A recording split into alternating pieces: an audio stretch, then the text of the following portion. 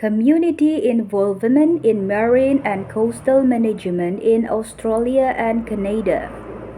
The continuing review and development of ocean and coastal policy in Australia and Canada in recent years, coupled with periodic effort at rethinking and restructuring the institution and processes of ocean governance, have stimulated a renewed interest in the role of the community in marine and coastal affairs. This chapter examines the evolving role of the community in ocean and coastal management in Australia and Canada with a reference to case studies from each country. Community-based management and co-management, the increasing interest in the role of the community in ocean and coastal management is reflective of a broader effort that has been devoted to developing a range of options for the devolution of management control over fisheries and other marine resources or over coastal areas in general.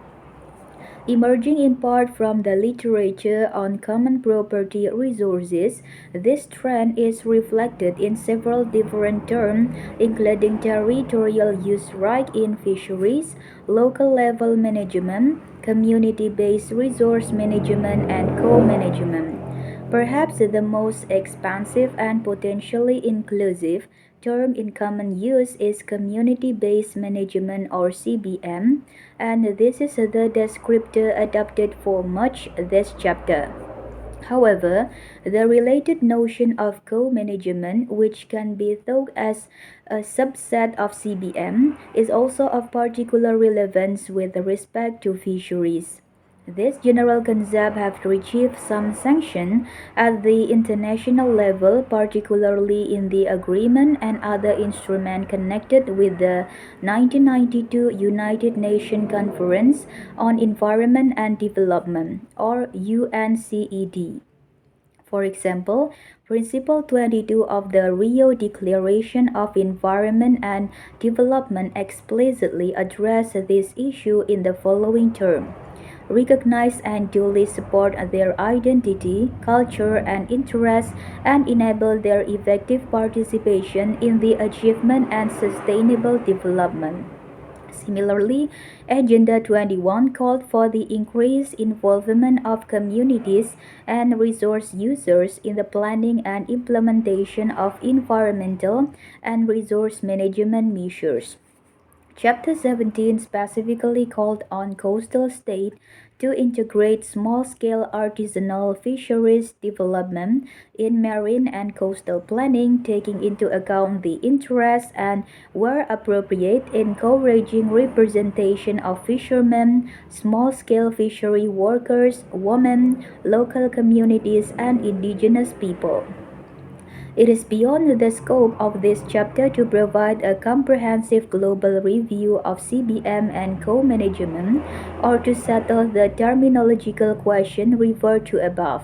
It is useful, however, to consider some recent commentaries in order to provide a general working definition of CBM for the case studies discussed.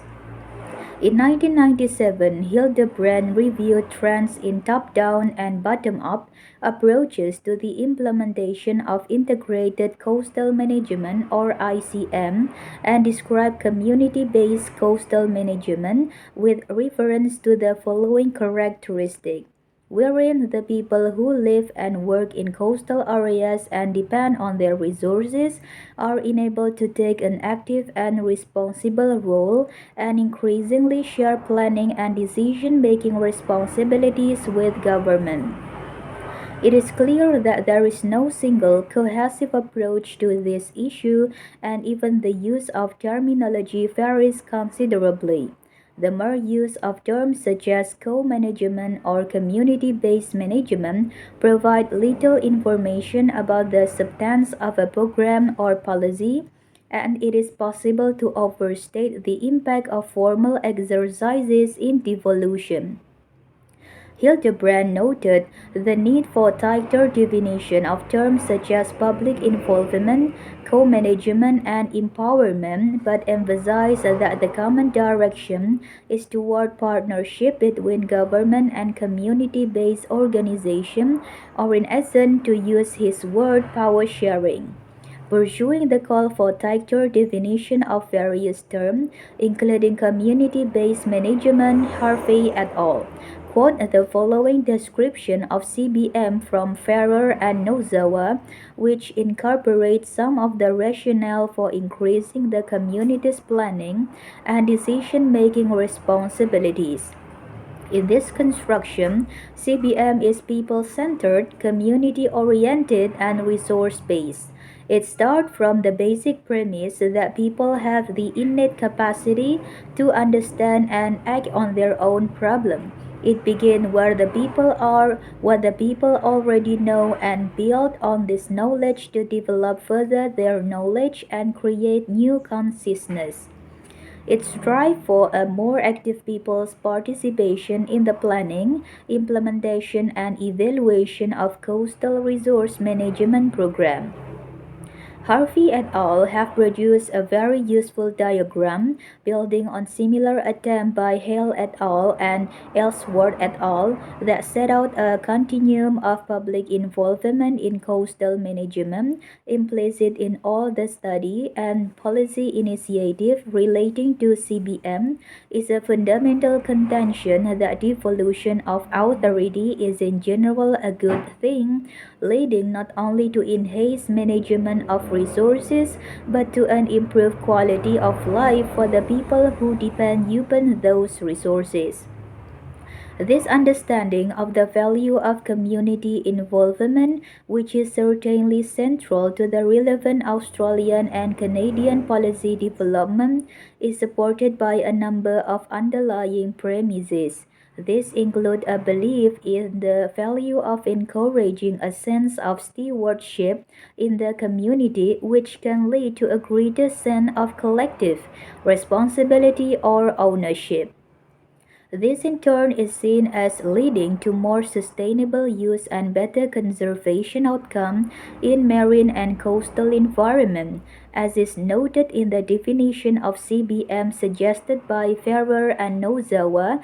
Movement toward CBM are also justified by the argument that communities have a close association with and knowledge of a specific area and resource that may be qualitatively different from that which is possible within a government agency. More broadly, local communities are also more likely to be intimately aware of underlying socio-economic problems confronting their area and to have distinctive ideas on how to address, if not rectify, those problems. There is an additional practical impetus that could be seen both as an opportunity and as a cautionary note for overextended community institutions.